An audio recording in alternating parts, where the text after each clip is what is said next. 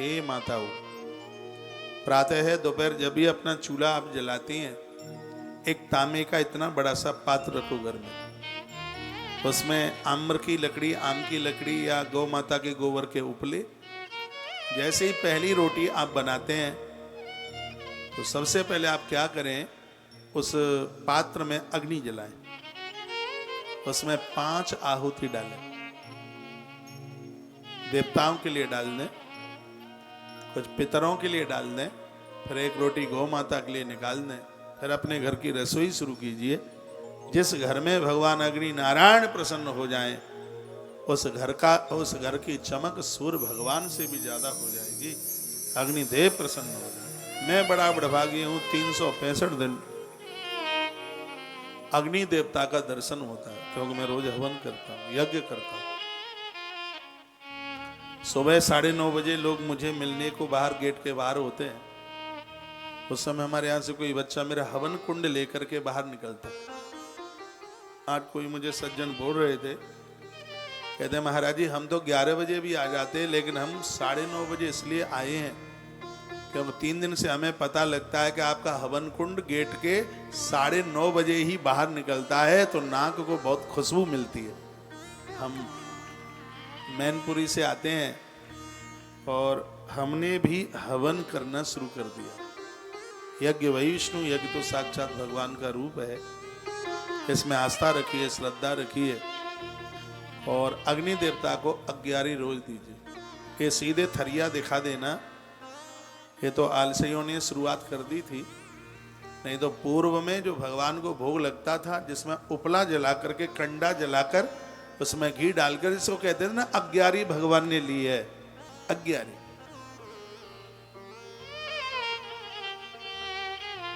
उपला जला करके उसमें 5 आहुतियां डालें, भगवान का भोग लगाएं, अग्नि देवता को वंदन प्रणाम करें, थोड़ी घी की आहुति डालें।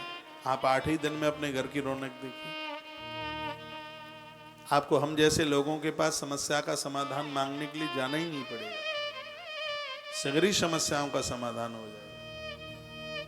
आज आदमी के पास बहुत पैसा है, फिर भी गलफत में है, बहुत परेशानी में।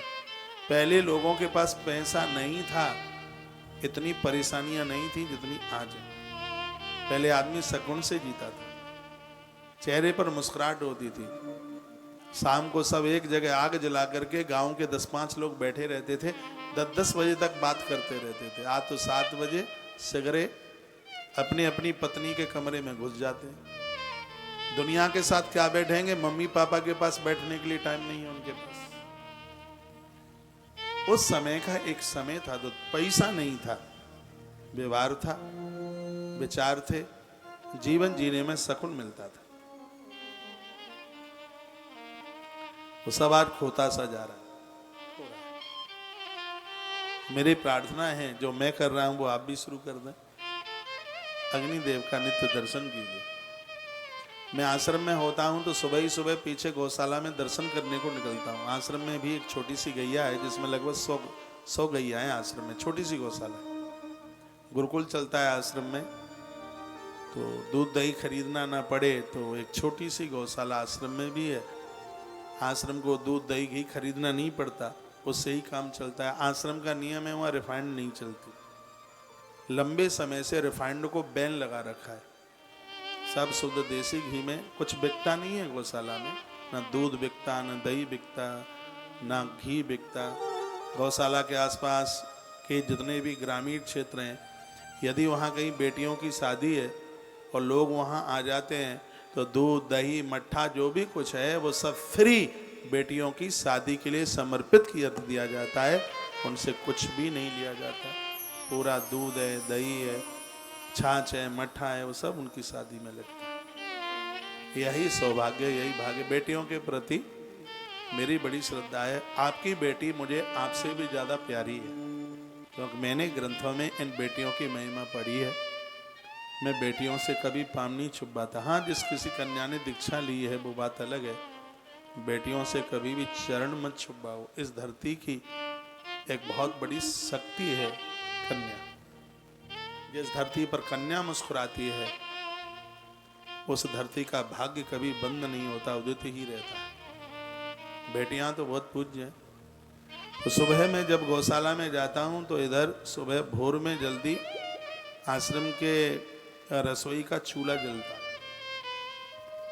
मैं बाहर से ही जलते हुए चूल्हे में अग्नि देवता को वंदन करता हूँ, प्रणाम करता हूँ। मैं कहता हूँ, हे अग्निदेव, ये आपकी ही तो कृपा है कि इस आश्रम से कभी कोई भूखा नहीं जाता, सबको अन्न पका करके आप प्रसाद देते हैं। मेरा प्रणाम आप स्वीकार कर लें। आप भी रोज चूल्हा जलाते हैं, लेकिन आप कभी अग्निदेव को प्रणाम नहीं करते। अग्निदेव बहुत वंदनीय है, बहुत प्रणाम के लायक हैं। यह प्रसन्न हो जाएं, जीवन में किसी भी चीज की कमी नहीं रहेगी।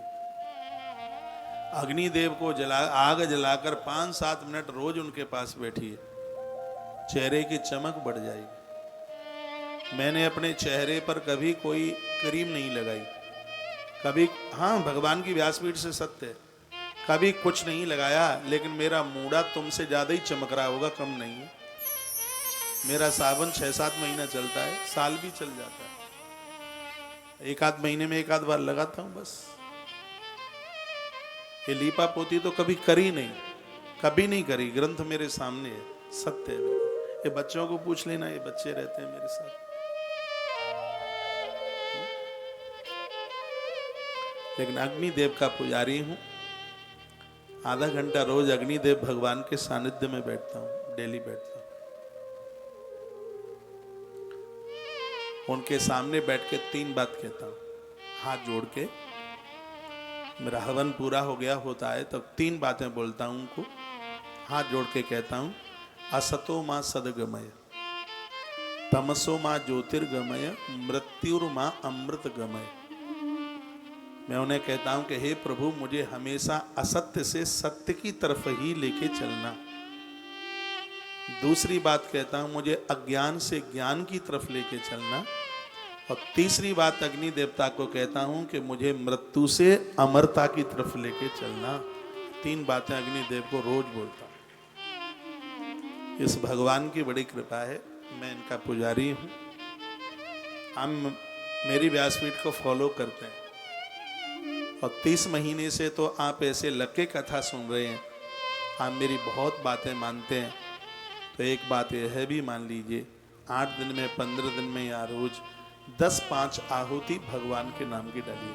आहुति नहीं डाल सकते तो आग जला करके आप घर में जो भोजन बनता है उसमें से 5 आहुति अग्नि देव को डालोगे, उससे 33 करोड़ देवता संतुष्ट हो जाएंगे। इस आहुति को डालने से समय से वर्षा होगी, अकाल दुकाल नहीं पड़ेंगे, अनावृष्टि और अतिवृष्टि नहीं होगी, पानी की कमी नहीं आएगी धरती पर, जल की कमी नहीं आएगी, तो अन्न की पैदावार ज्यादा होगी, जिससे लोग खुशहाल में जीवन जिएंगे। और ये आप सब कर सकते हैं। इसमें कोई दाम, कोई ऐसा ज्यादा पैसे का खर्चा नहीं है, बस थोड़ा सा अपने आप को बदलना पड़ेगा। मेरी बेटियां, आप मेरी बात मान लो, माता पार्वती करती थी, महादेव मिले थे पति के रूप में। माता रुक्मिणी करती थी, भगवान श्री कृष्ण मिले थे। तुम भी यदि है करना शुरू कर दो अपने घर में, इतना बढ़िया घर, इतना बढ़िया पति, इतनी बढ़िया सी डोकरिया मिलेगी जो तुम्हें बहुत लाड करेगी। सास माँ बड़ी अच्छी मिलेगी, करके तो देखो। ऊट पटांग कदम नहीं उठेंगे, ना बेटे के ना बेटी के, कीजिए तो सही। ऐसे युग को ऋषि युग बनाइए। कोरोना काल में देश बहुत बदला है, क्योंकि सबको पता है कि लोग मर गए, और मरने से तो भय इतना था कि उस समय तो बस जान बची तो लाख उपाय, नहीं तो लौट के बुधुआ घर को जाए। हाँ, सब लोग इतना सावधान हुए, पता नहीं कि अगली बार रक्षाबंधन देख पाएंगे कि नहीं, ऐसी स्थिति हो गई थी। बड़ा बदलाव आया है, बड़े लोगों में धार्मिकता जागी है, ये बरकरार बनी रहे, इसको और आगे बढ़ाइए। अपने घरों में भगवान का भोग 11 के रूप में अग्नि के ऊपर लगाएं। मैं कुछ बोले देता हूं, आप लिख लो क्या बोलना है भोग लगाते समय। प्राणाय स्वाहा, व्यानाय स्वाहा, समानाय स्वाहा, उदानाय स्वाहा, व्यानाय स्वाहा। 5 आहुति डाल दो और थोड़ा जल छोड़ दो, बस हो गए। इतना ये भी ना आ पावे तो एक रामायण की चौपाई बोल दो। कौन सी? तुम ही निवेदित भोजन करही, प्रभु प्रसाद पट भूषण धरही। तुम ही निवेदित भोजन करही, प्रभु प्रसाद पट भूषण धरही। भगवान में आपका भोग लगा करके ही हम घर की रसोई आरंभ करेंगे। देखो आपके घर में कितनी बरकत होती है, चीजों में कमी नहीं आएगी बिल्कुल। घर में कोई नया सामान लेके आते हैं, घर में मंदिर है, पहले भगवान को दिखा दीजिए ना, उसमें तो कुछ खर्चा ही नहीं हो रहा है। पैंट शर्ट लाए हैं, साड़ी लहंगा फरिया लेके आए, भगवान को दिखा दो। आप कहोगे क्या भगवान साड़ी लहंगा फरिया पहनता? अरे पहना है उसने, मणिहारन का रूप बनाया, श्याम चूड़ी बेचने आया, उसने पहना है। और नया वस्त्र भगवान को दिखाएं। जो नया कपड़ा आता है भगवान को दिखाए बिना नहीं पहना जाता उसे। तो मैं निवेदित भोजन करे, प्रभु प्रसाद पट, पट वस्त्र को कहते हैं। भोजन भी बने तो भगवान को पहले, और नया वस्त्र आवे वो भी भगवान को पहले। द्रौपदी माता ऐसा ही करती थी। जब उसकी साड़ी खिंच रही थी तभी तो द्वारकाधीश वस्त्र रूप में प्रकट हो गए। जो वस्त्र भगवान को चढ़ाते हैं, परमात्मा उनकी लाज को कभी बिगड़ने नहीं देते।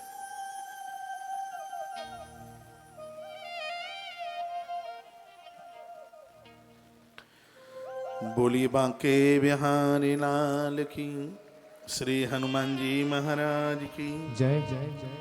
हाँ, तो मैं निवेदन कर रहा था कि अग्नि देवता ने कार्तिकेय जी को महाशक्ति दे दी। ये अग्निदेव ने दी। पवन देवता ने कुछ वायव्यास्त्र होते हैं वो दिए। कुबेर जी ने गदा दे दी। भगवान कुबेर देवता ने गदा दी कार्तिकेय जी को। कामदेव ने एक शास्त्र दिया उन्हें। कामदेव ने कौन सा दिया ये मुझे बताने की जरूरत नहीं है। और सागर ने उन्हें रत्न दिए। हिमालय ने वस्त्र और आभूषण भगवान को दिए कार्तिकेय जी को।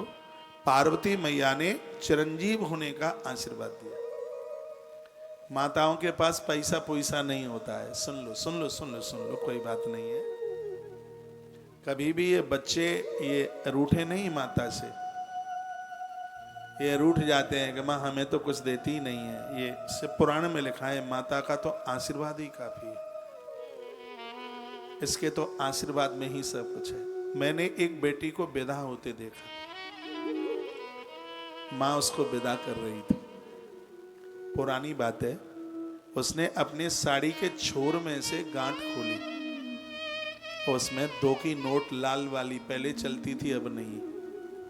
2 की नोट उसने निकाली। आंख में आंसू थे उसके में, रो पड़ी। बेटी को विदा कर रही थी।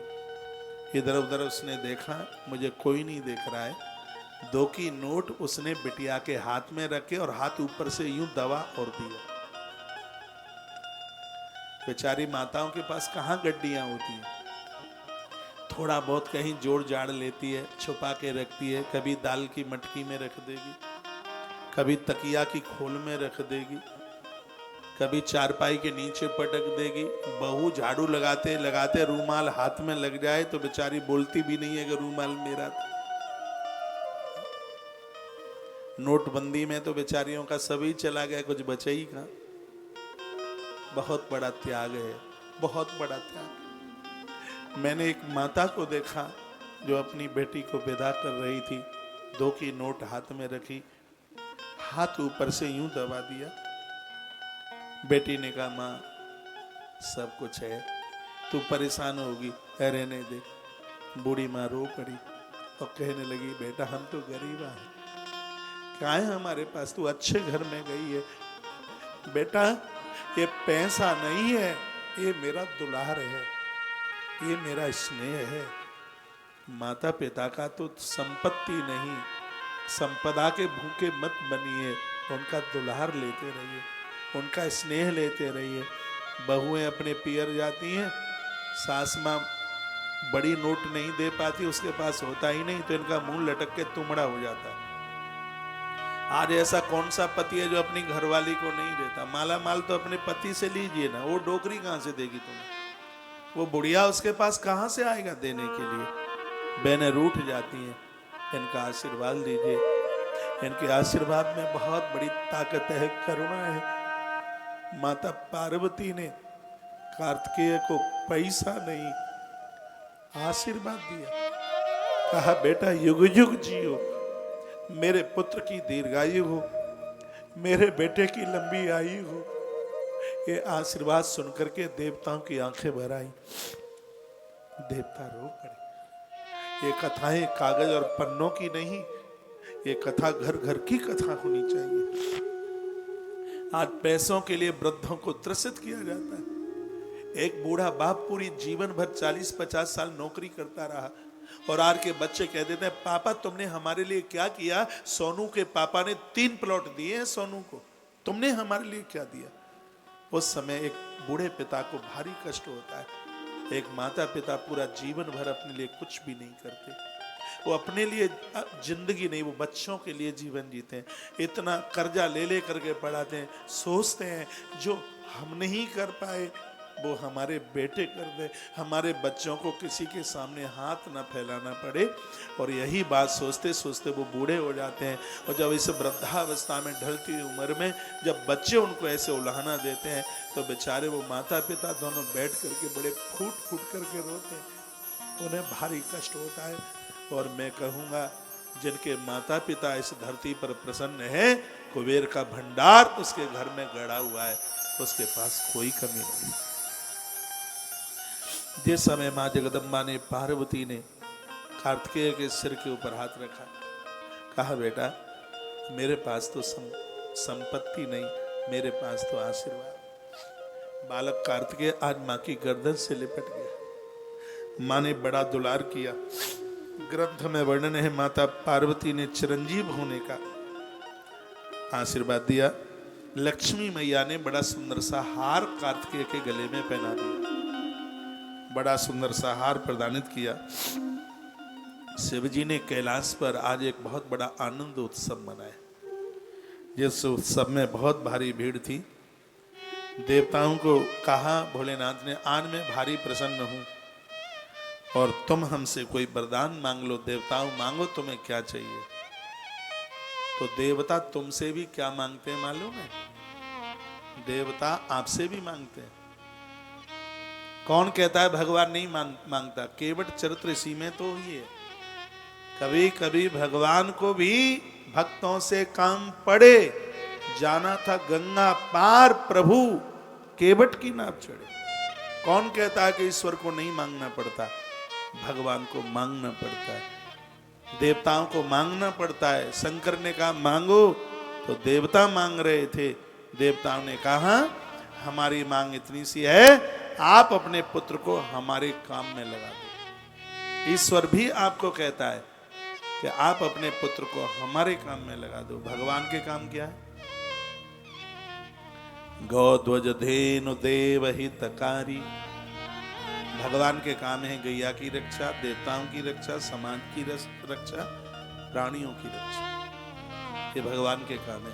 तो आप अपने बच्चों को लगाइए ना उस कामों में। आपके बच्चे किसी की जान न ले लें, किसी के प्राण न ले लें। मुर्गा मछली को जिंदा रहने दो, कबूतर पंछियों को, पशुओं को जिंदा रहने दो। आज आदमी इतना कसाई हो गया है, कच्चे पशुओं को खाई लेता है। मुझे किसी ने पूछा कि आजकल गिद्ध नहीं दिखाई देते। मैंने कहा ये आदमी ही गिद्ध हो गया, तो बेचारे वो कहीं छिप गए जाके। आदमी गिद्ध हो गया। जैसे घर में माता पिता सुपारी तक नहीं खाते, लहसुन प्याज तक नहीं खाते, उनके बच्चे मुर्गा और बकरे खाते। हिंदुओं का काम है ये सनातनियों का काम है ये। जिस माता पिता ने चाय पीने का परहेज किया, उनके बच्चे शराब से तो कुल्ला करते हैं। आज कोई बहन मेरे पास में रो रही थी, आदमी शराबी हो गया है, क्या करें, बड़े परेशान है। मैंने कहा कोशिश करो इसकी शराब छुड़ाओ, तभी तो तुम धर्मपत्नी होगी। ऐसी स्थिति बनी है। ईश्वर आपसे मांगता है, भगवान शंकर ने कहा था मांगो, देवताओं ने कहा अपने बेटे को हमारे काम में लगा दो। भगवान भी आपसे कहता है कि अपने बेटे को हमारे काम में लगा दो। मेरी माँ से भगवान ने मांगा कि अपने बेटे को मेरे काम में लगा दो, तो मेरी माँ ने तो मुझे भगवान के काम में लगा दिया, अब बारी तुम्हारी है। मेरी माँ ने तो मुझे दान दे दिया इस प्रकृति के लिए, इस समाज के लिए, इस राष्ट्र के लिए।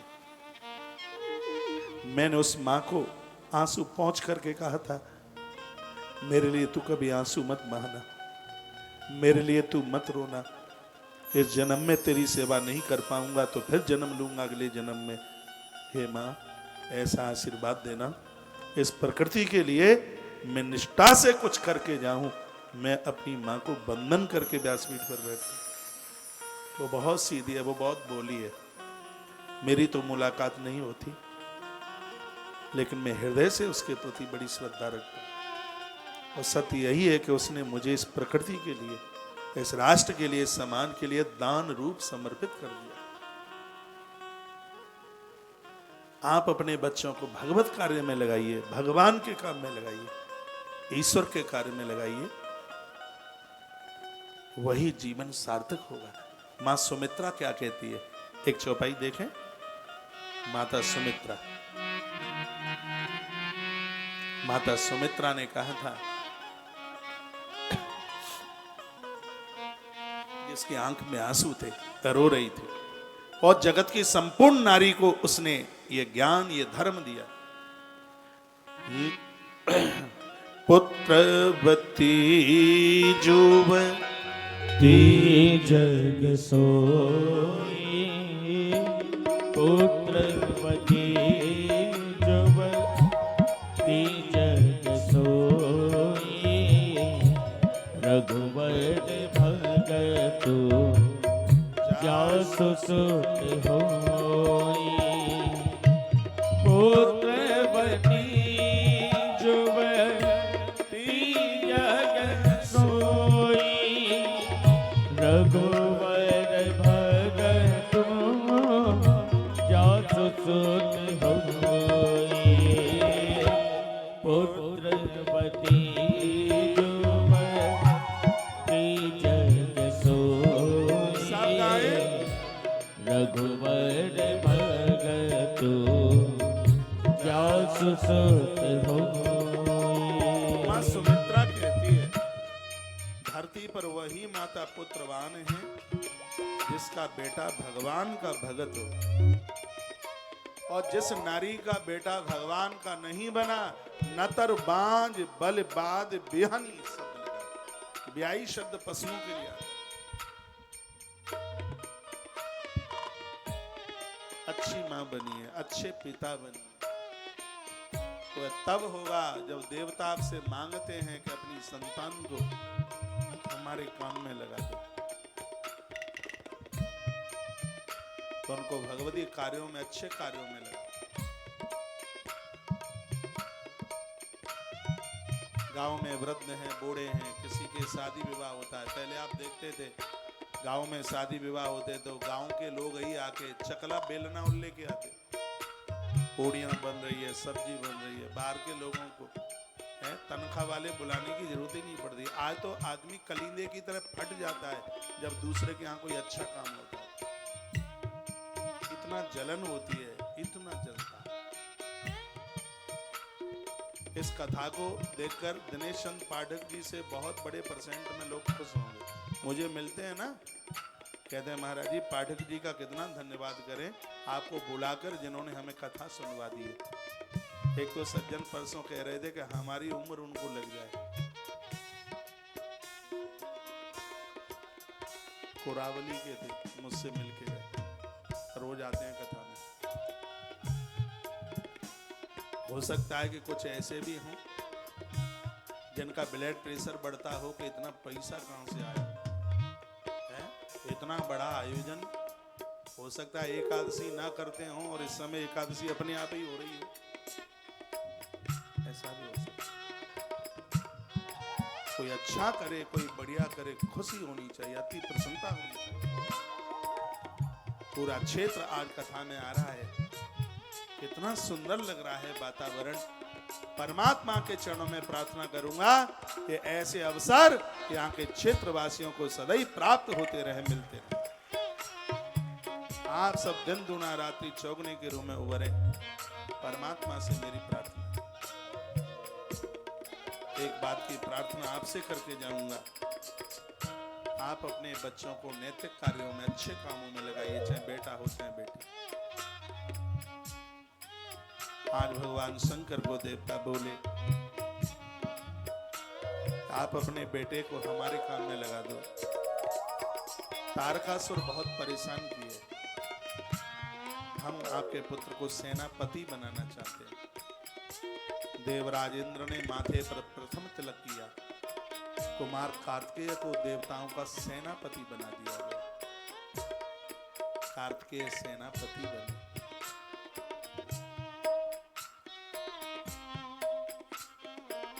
गीता में वर्णन है, यदा यदाहि धर्मस्य ग्लानिर्भवति भारत अभ्युत्थानम अधर्मस्य तदात्मानं सृजाम्यहम्। अधर्म के नाश के लिए, धर्म की स्थापना के लिए अच्छे लोग धरती पर आते हैं, उनमें से आप भी हैं। हमसे और आपसे अधर्म और अन्याय को गति नहीं मिले, हमसे और आपसे धर्म का पलड़ा भारी हो, तभी तो मानवता है, तभी तो मनुष्य जीवन है। भगवान महादेव प्रसन्न हो गए। वीर कार्तिकेय को तैयार किया गया, युद्ध की तैयारियां हो रही थी। सुनिए, इतने में एक ब्राह्मण रोता हुआ आ गया कि वही कथा मैं आपके बीच में रख रहा हूं जो उससे महापुराण में। मैंने तो गंगाजल लेकर के कसम खाई है, व्यासपीठ पर बैठ करके ग्रंथ की ही कथा होगी, मन मुताबिक कुछ भी नहीं। वीर कार्तिकेय बैठे थे, इतने में एक ब्राह्मण रोता हुआ। ब्राह्मण ने कहा, मैं एक यज्ञ करने को जा रहा था, यज्ञ की पूर्णाहुति तब होगी, मैंने बकरा छोड़ा है और उस बकरे का कहीं अता पता लग नहीं पा रहा है, और मेरा बकरा ढूंढ करके लाके दे दो तो मैं यज्ञ पूरा कर दूं। क्योंकि यज्ञ कार्य का अधूरा हो जाना ये शुभ नहीं होता। बताते हैं कि वीर कार्तिकेय एक एक ब्रह्मांड में गए, नीचे के सभी लोकों में गए, बकरा नहीं मिला। ऊपर के एक एक ब्रह्मांड को छान दिया उन्होंने, बकरा हाथ में लगा, बकरे को लेकर के आए, ब्राह्मण को सौंपा। कार्तिकेय जी ने एक बड़ी सुंदर बात कही और ये कहा, ब्राह्मण देवता, क्या इस बकरे को तुम यज्ञ में तो नहीं डालोगे? ब्राह्मण ने कहा, यज्ञ तो तभी पूरा होगा। तो भगवान कार्तिकेय ने कहा कि बकरा तो मुझे दे दो, और ये मैं आशीर्वाद देता हूं कि तुम्हारा यज्ञ सफल होगा। भगवान कार्तिकेय जी ने कहा कि बहुत बड़ी हिंसा है, बहुत बड़ी हत्या है, पशुओं की, जीवों की यज्ञ में आहुति डालना। स्पष्ट से पुराण में लिखा है। भगवान कार्तिकेय ने इन पशु बलियों के ऊपर बड़ी रोक लगाई। मुझे चैनल के टीवी के माध्यम से पूरी दुनिया सुन रही है, पशुओं की आहुति डालने से कोई भी देवता प्रसन्न नहीं होता। भूल करके भी यह गलती ना करें, जानवरों की जान न लें, इनको भी जीने का अधिकार है, इनके प्राण न लें। जब बकरे की आहुति नहीं डाली गई और यज्ञ की पूर्णाहुति की गई, उसी समय यज्ञ में से भगवान नारायण प्रसन्न हो गए, जो पहले नहीं हुए थे। वो कहते हैं कि हम अति प्रसन्न हैं, इसलिए क्योंकि इस यज्ञ में किसी के प्राण नहीं लिए गए। इसलिए ये प्रमाण है से पुराण का। हाथ जोड़कर पूरे देश को निवेदन करूंगा,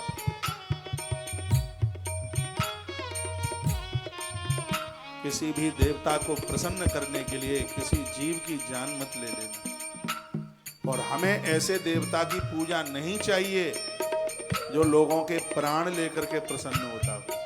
ये भगवान कार्तिकेय बोले हैं और मैं आपके बीच में वही बोल रहा हूं। भगवान कार्तिक कहते हैं कि देवता किसी के प्राण है, ब्राह्मण देवता नहीं मांगता, उसे किसी के प्राण नहीं चाहिए, वो तो सबके प्राणों की रक्षा करता है। और यज्ञ में बकरे की आहुति नहीं डाली गई तो यज्ञ में से भगवान नारायण प्रकट हो गए। आकाश से दुंदुभियां फूलों की वृष्टि होने लगी। इस बात का प्रचार भगवान श्री कार्तिकेय जी ने किया।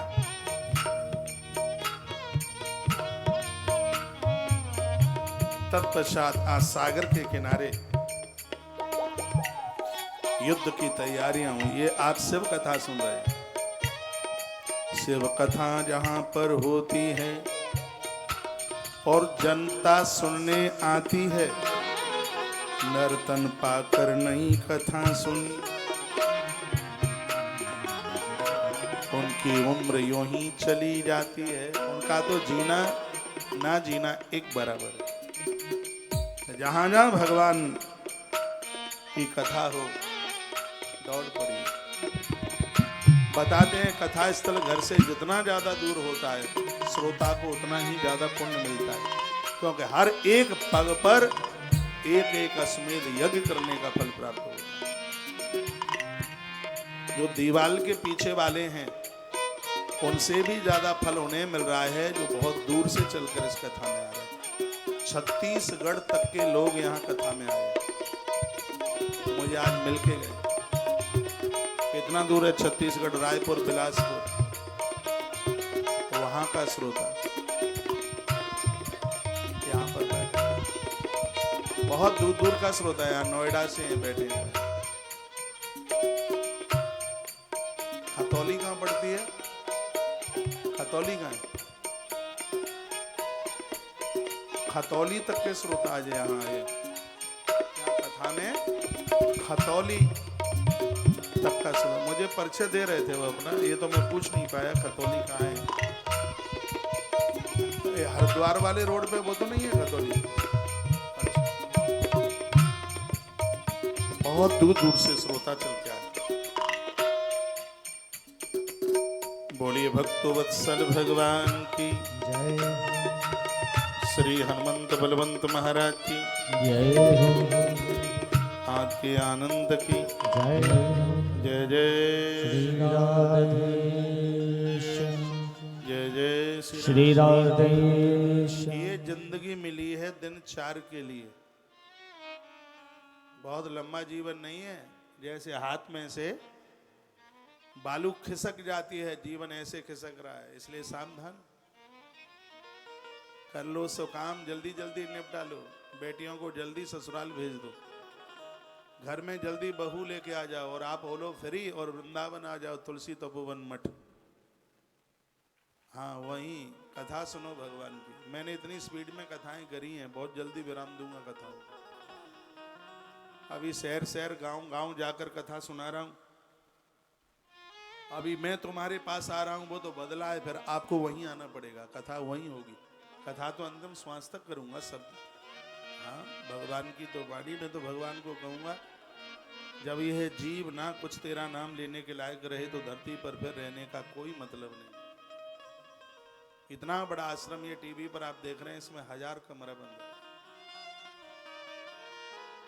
और यह है देश का एक बहुत बड़ा आश्रम होगा जहाँ एक ही जगह पर 1008 कमरा बन रहा है। यहाँ बड़े बड़े हॉल बन रहे हैं, ध्यान कक्ष बन रहा है, सूर्योदय मंदिर बन रहा है, अद्भुत स्थान बन रहा है। और यहाँ आवास, यहीं भोजन, वहीं कथा। ये बड़े सौभाग्य की बात है। कभी आप वृंदावन आते हैं तो तुलसी वन आश्रम जरूर पधारिए। एक बार यहाँ की गौशाला का नजारा भी देखिए। यहाँ भक्तों के कमरे बन रहे हैं, जिनसे 3,51,000 रुपया लेकर के, और उनके पुरखों के लिए ये कमरे उनके नाम से, जिसके ऊपर शिलालेख पर नाम उनका हो। पैसा वाले तो बहुत आए, मैनपुरी में बड़े बड़े पैसा वाले आए। 4-6 के तो नाम मुझसे आते, जिन्होंने बड़े बड़े आयोजन कराए, बड़े बड़े उनके मील रहे हैं वहाँ पे। बहुत धनवान, बड़े पैसे वाले लोग, लेकिन उनका नाम बड़ी श्रद्धा के साथ में लिया जाता है, जिन्होंने बड़े अच्छे अच्छे काम करे।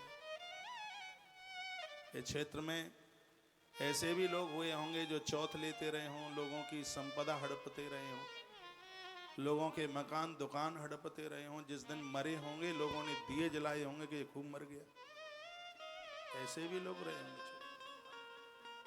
मैं तो बहुत लंबे समय से आ रहा हूं आपके एरिया में, पता है लोगों को खुशी रही होगी कि ये खूब मरा। कुछ लोग ऐसे भी गए होंगे जिनकी मृत्यु पर दुकानें बंद हो गई होंगी, लोगों ने शोक मनाया होगा। ऐसा बताते हैं कि अच्छाई में व्यक्ति का जब तक नाम धरती पर चलता है, व्यक्ति सूक्ष्म रूप से भगवान के चरणों में वास करता है। अच्छे काम कीजिए, नेक काम कीजिए, बढ़िया काम कीजिए। मुझे टेलीविजन पर सुनने वाले मान भाव लोगों, कभी आपके मन में ये बात आवे हमें अपने पुरखों के नाम से धर्मशाला बनानी है, धर्मशाला तो ना बन पाए, महंगाई ज्यादा है, उनके लिए आप एक कमरा सीधाम वृंदावन में तुलसी तपोवन मठ में आप बना सकते हैं। लोग यहाँ आकर के भजन करेंगे, उसका पुण्य तुम्हारे माता पिता के खाते में जा रहा होगा। क्या टेलीविजन पर यह सुंदर सी छवि वही आप देख रहे हैं। जरूरतमंद लोग, वृंदावन में वास करने वाले लोग यहाँ पर हैं। ये वही छवि आप देख रहे हैं। आप पधारिए, वृंदावन आइए।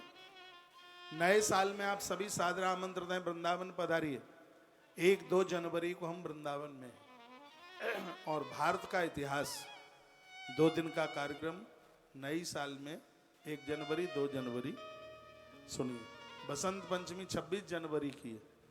26-27 2 दिन वृंदावन में है। माँ सरस्वती के ऊपर अद्भुत प्रवचन होगा, तब भी आप चल करके आइए। कल प्रातः है गुरु दीक्षा का कार्यक्रम 9:30 बजे से लेकर 10:30 बजे तक है। कल समापन की कथा है। कल की कथा मन छोड़ देना, कल 12 ज्योतिर्लिंगों की कथा है। हल्ला बोल कथा, चारों कोने में बैठने को जगह नहीं मिलेगी। यदि आप टाइम से नहीं आए तो ये गली गलियारे भी ये सब भरे पड़े होंगे। कल पंडाल में बैठ करके कथा का आनंद लेना है तो समय से पूर्व पधारिए। 1 घंटे में लाख रुपया कमाते हो, 1 घंटे में लाख रुपए की कमाई छोड़ करके भी यदि कल की कथा सुनते हो तो कथा सुनने में कोई घाटा नहीं है। मुनाफा इतना है कि 10 दिन वर्णन करूं तो न महिमा पूरी गा पाऊं। कल छुट्टी का दिन है, बच्चों को लेके आइए। 3 मुखी रुद्राक्ष प्रदानित होंगे, जिसका कोई पैसा नहीं लगेगा। 7 मुखी रुद्राक्ष आरती के बाद में अपनी अपनी रसीदें लेकर के यहाँ ऊपर आना। गौ माता की चुनरी और 7 मुखी रुद्राक्ष, जिसकी महिमा 3 दिन पहले आपने पढ़ी है, सुनी है व्यासपीठ से, वह प्रसाद यहाँ से प्रदानित होगा। आइए 2 पंक्ति में भगवान के चरणों में समर्पित करता हुआ और बड़ी सुंदर सी कथा की तरफ लेकर के मैं आपको चल रहा हूँ, जहाँ भगवान का नाम त्रिपुरारी हुआ। भगवान कैसे त्रिपुरारी हुए ये कथा में आप सुनेंगे। आइए, ये जिंदगी मिली है दिन 4 के लिए, कुछ पल तो भैया ऐसे निकालो भोले नाथ के लिए। एक बार दोनों हाथ यूं करना। धन्यवाद। सिरा दे।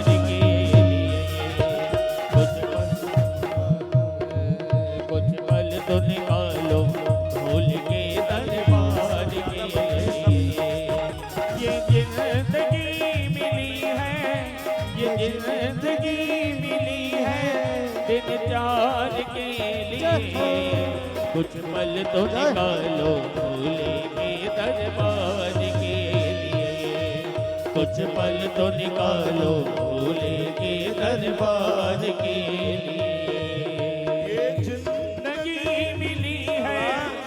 जिंदगी मिली है दिन चार के लिए, कुछ पल तो निकालो भूले के दरबार के लिए, कुछ पल तो निकालो भोले के दरबार के लिए। जय हो हरि बोल। जय हो।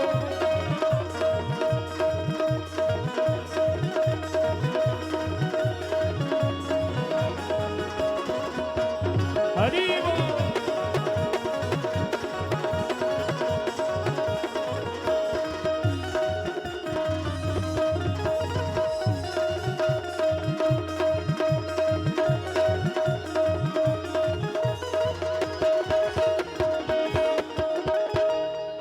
कई पुण्य किए होंगे तो ये मन तन है पाया, कई पुण्य किए होंगे तो ये मानव तन है पाया, पर भूल गए भगवन को माया में मन भर माया। कई पुण्य किए होंगे तो ये मानव तन है पाया, कई पुण्य किए होंगे तो ये मानव तन है पाया, पर भूल गए भगवन को माया में मन भर माया, पर भूल गए भगवन को माया में मन भर माया। अब तक तो जीते हो, अब तक तो जीते आए, अब तक तो जीते आए हैं परिवार के लिए, कुछ पल तो निकालो भोले के दरबार के लिए, कुछ पल तो निकालो भोले के दरबार के लिए। ये जिंदगी मिली है, ये जिंदगी मिली है दो चार के लिए, कुछ पल तो निकालो भोले के दरबार के लिए, कुछ पल तो निकालो भोले के दरबार के लिए। जय हो जय हो।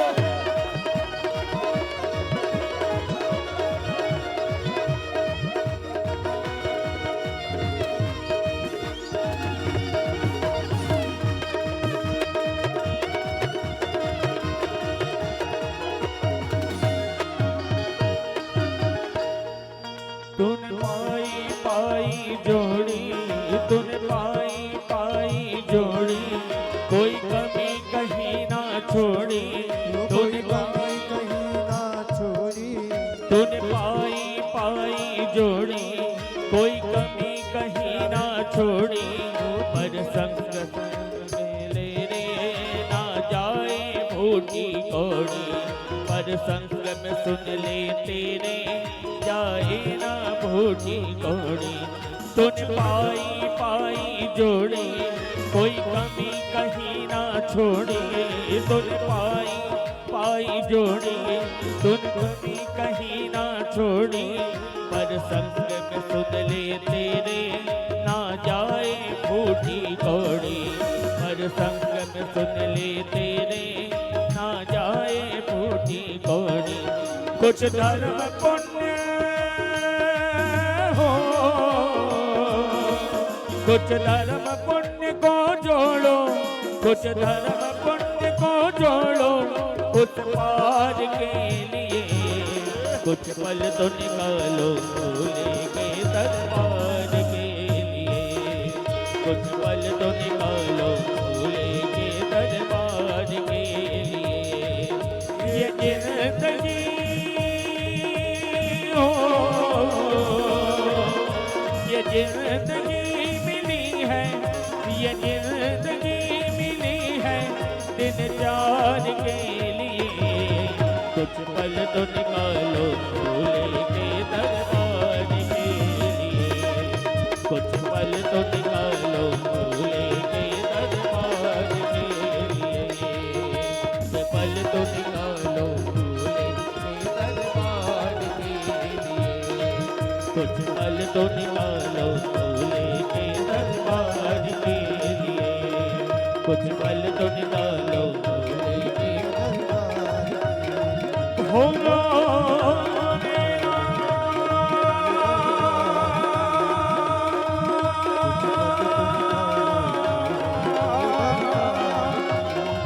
भोले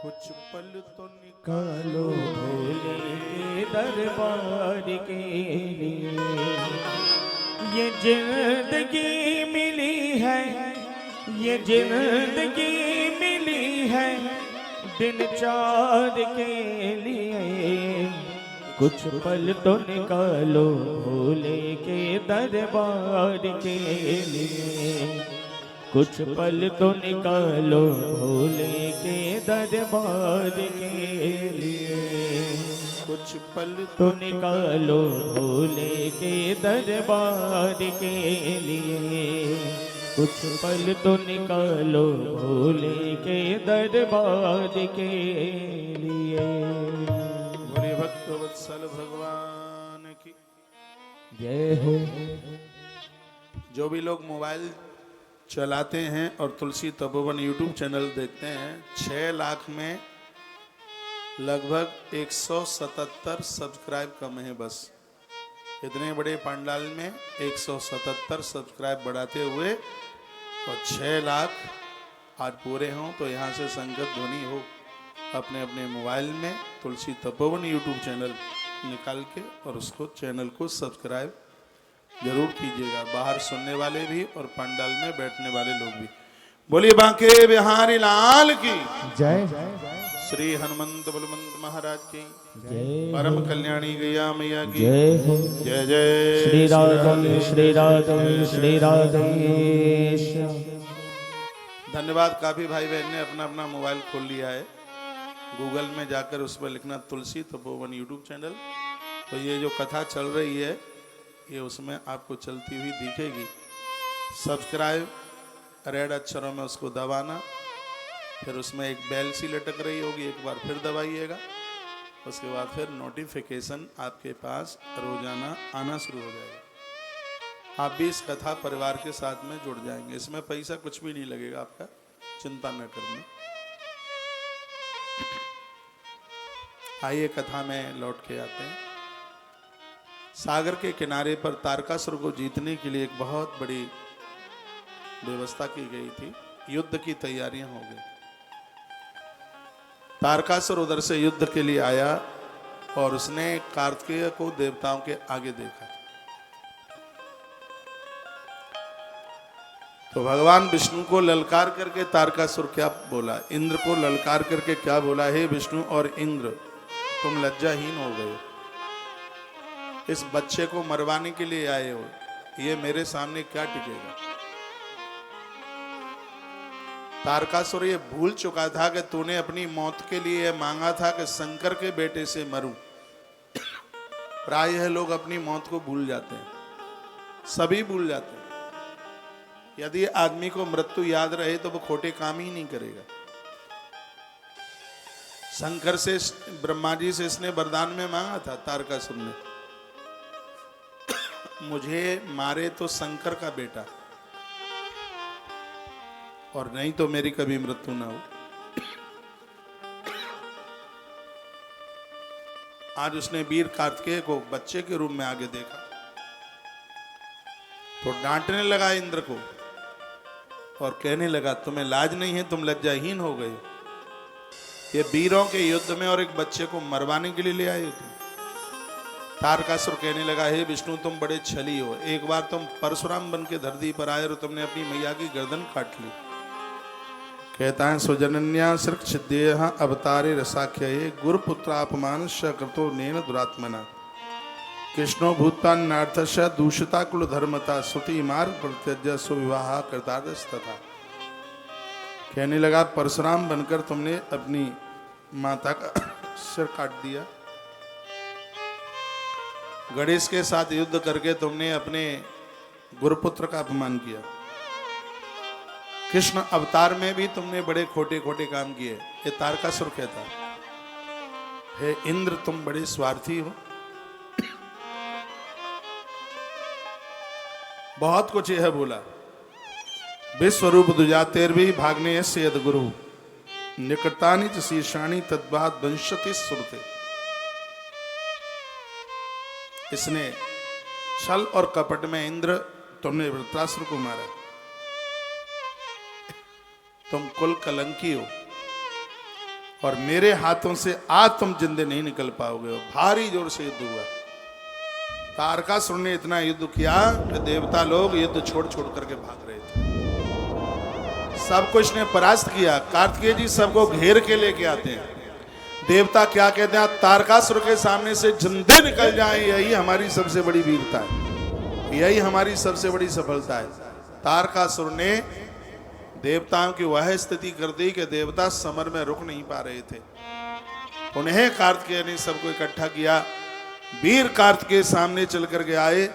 अग्नि देवता ने जो महाशक्ति दी थी वह महाशक्ति फेंक करके मारी। कार्तिकेय ने जो मारी शक्ति जोर से तारकासुर की छाती में लगी और तारकासुर चक्कर खा करके धड़ाम से धरती पर गिरा। आकाश से दुंदुभियां फूलों की वृष्टि और जय जयकार का उद्घोष होने लगा। बोलो भक्तवत्सल भगवान की जय हो। तारकासुर का उद्धार हो गया। देवताओं को खुशी हुई।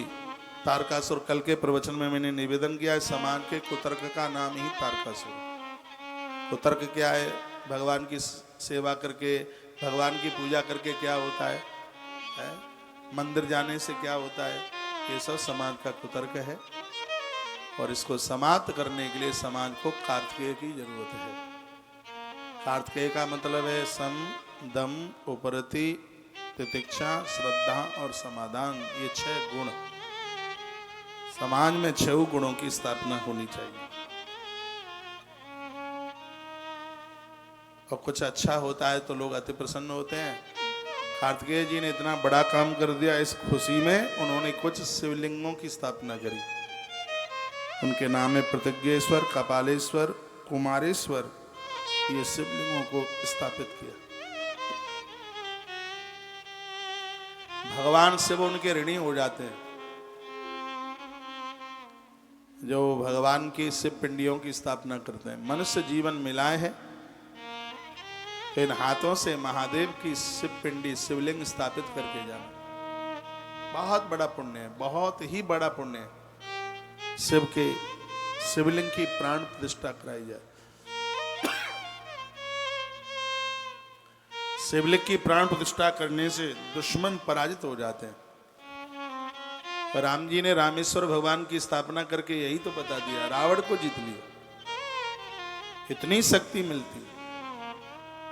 प्रतिज्ञ, कपाले, कुमारेश्वर लिंगों की प्राण प्रतिष्ठा की। भक्त सिद्धदाता है, ये तीनों में ऐसी निष्ठा की। आज भी धरती पर ये शिवलिंग है। देवता स्तुति करने लगे, नमः कल्याण रूपाय, नमस्ते विश्वमंगल, विश्वबंधो नमस्तेस्तु, नमस्ते विश्वभावना। देवता कहने लगे, हे कल्याण में, हे प्रभु आपको नमस्कार है, आप विश्व का मंगल करने वाले हैं। हे विश्वभावन, हम आपको नमस्कार करते हैं, हमारा प्रणाम स्वीकार करें। देव देव महादेव भक्ता नाम भयप्रद, नमो नमस्ते बहुसह कृपा कर महेश्वर। हे देवादिदेव महादेव, भक्तों को अभय दान देने वाले, हमारे बहुत बड़े कष्ट की निवृत्ति आपके द्वारा हुई है। हम आपको करोड़ बार वंदन प्रणाम करते हैं। रूप कोटि सहस्रेषु रूप कोटि शतेषु ते। आपके हजारों हजारों रूप हैं। अंतःगतम शक्तास्मदेव देवे नमस्तुते। आपके अंत पाने में कोई समर्थ नहीं है। हम आपको बारंबार प्रणाम करते हैं, हमारा प्रणाम स्वीकार करें। सब कहने लगे सब देवों से, मैं दुखियों का दुख हरता हूं। सब कहने लगे सब देवों से, दुखिया के दुख को हरता हूं। मैं संत भक्त और देवों का मनोवांछित पूरा करता हूं। जो मेरे दरबार में आता है उसकी हर मनोती अपने आप में पूरी होती है, कमी नहीं रहने देता।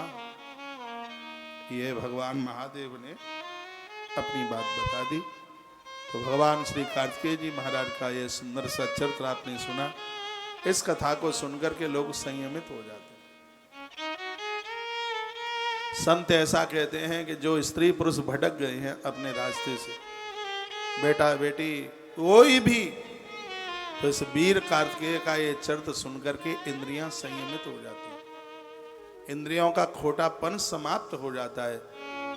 इतनी बड़ी महिमा इस कथा की।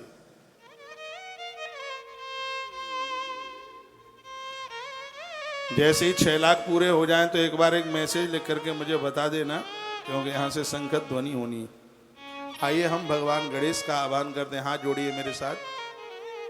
गजाननम भूत गणादिसेवितम कपित्थ जम्बू फलचार भक्षणम उमासुतम शोक विनाशकारकम नमामि विघ्नेश्वर पाद पंकजम।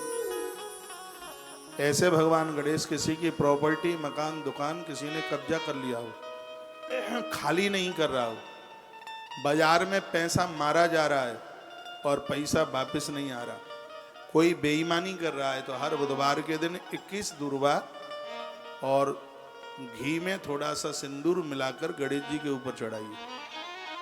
यह बड़ा अद्भुत समाधान है। 21 दूर्वा, हर दूर्वा के नीचे कलावा बांधो, उसमें गिन करके 21 कर लो। ओम गम गणपतये नमः, इस मंत्र के साथ 21 दूर्वा चढ़ा दो उनके ऊपर। गुड़ का भोग लगाओ उनका और उनके ऊपर सिंदूर। गणेश जी को घी में सिंदूर चढ़ता है। हनुमान जी महाराज को मंगलवार को घी में सिंदूर चढ़ता है और शनिवार को चमेली के तेल में सिंदूर चढ़ता है। कलकाल का बड़ा सिद्ध देव है, आनंद हो जाएगा। गणेश जी की बड़ी महिमा है अपने आप में। एक गणेश जी वो दिखते हैं जिनकी सूंड बाईं तरफ है, एक वो है दाईं तरफ है, एक वो गणेश जी हैं जिनकी सूंड सीधे है। जिन गणेश जी की सूंड सीधे है, ऐसे गणेश जी दुश्मनों को समाप्त करने वाले, कोर्ट कचहरी से मुक्त कर देंगे। जिनकी सूंड बाईं तरफ है, ये गणेश जी आपके घर में अलाय बलाय भूत प्रेत कुछ भी नहीं रहने देंगे। जिनकी सूंड दाईं तरफ है, ये घर में दरिद्रता को नहीं घुसने देंगे। गणेश जी मंगल मूर्ति हमेशा सदैव से पूज्य है, वंदनीय है। इनके 12 नाम मैं आपको लिखा रहा हूं। अपनी पूजा आरंभ करें। भगवान गणेश के 12 नाम मेरी तरह मैं रोज भगवान गणेश के 12 नाम लेता हूं, आप भी लीजिए। सुमुखशैक दंतश्च कपिलो गजकर्ण का एक ही श्लोक में 12 नाम है। सुमुखशैक दंतश्च कपिलो गजकर्ण का लंबो दृश्य विकटो विघ्ननाशो विनायक धूम्र केतुर्गणाध्यक्षो बाल चंद्रो गजानन द्वादशैतानि नामानि आप पठे सुने। विद्यारंभे विवाहे च मृत्यर्थे प्राण संकटे, विद्या प्राप्ति के लिए, बच्चों के विवाह के लिए, अपनी वृत्ति का हरण हो रहा है, कोई पैसा मार रहा है, या प्राणों के ऊपर तकलीफ आ रही है कोई, या कोई कैद खाने में जेल खाने में चला गया है, या कोई संतानहीन जीवन जी रहे हैं, बड़े कष्ट में हैं, जिनके ऊपर झूठे मुकदमे लग गए हैं, उनके लिए गणेश जी के 12 नाम इस मृत्यु लोक के वरदान है।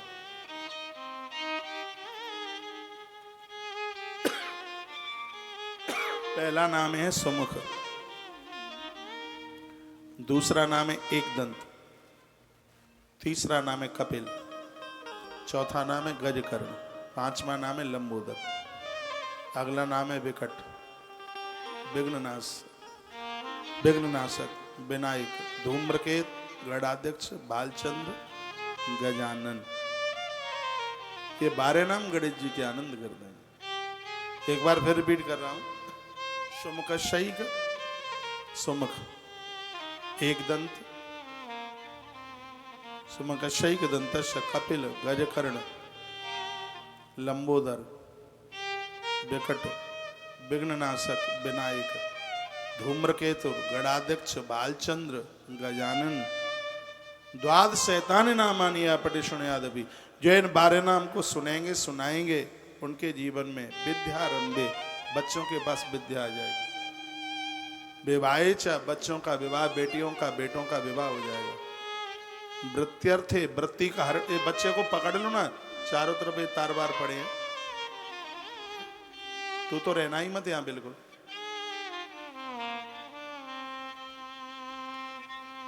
तुमसे बच्चे नहीं संभलते।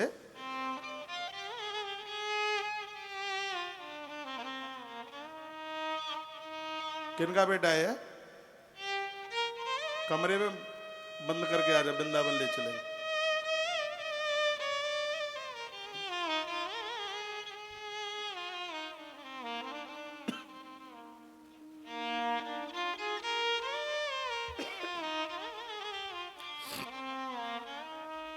तो ये 12 नाम भगवान गणेश के बड़े अद्भुत है। ऐसा गणेश चरित्र का वर्णन बड़ा अद्भुत किया गया है। गणेश आख्यान भी बड़ा अद्भुत है। एक दिन की बात थी, मैया स्नान कर रही थी। जया नाम की सहेली आई थी। मैया की 2 सखियां, एक का नाम है जया, एक का नाम है विजया।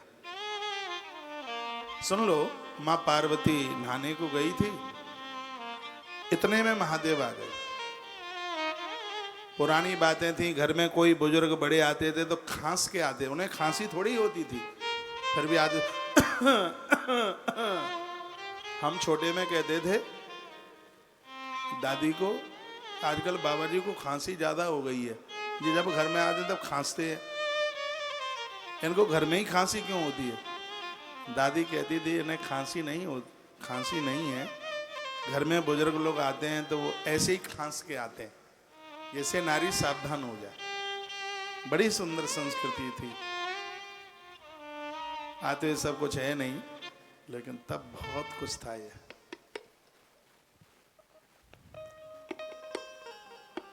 बातें तो बहुत हैं कहने के लिए, क्या बोलूं मैं। पुरुष नारी को विवस्त्र देख ले, ग्रंथ में लिखा है 100 गायों का भी गोदान किया होगा तो पुण्य क्षीण हो जाएगा। पति पत्नी की कितनी आत्मीयता है, कितनी एकाग्रता है, इतने पर भी पुरुष अपनी पत्नी को स्नान करते हुए नहीं देखे।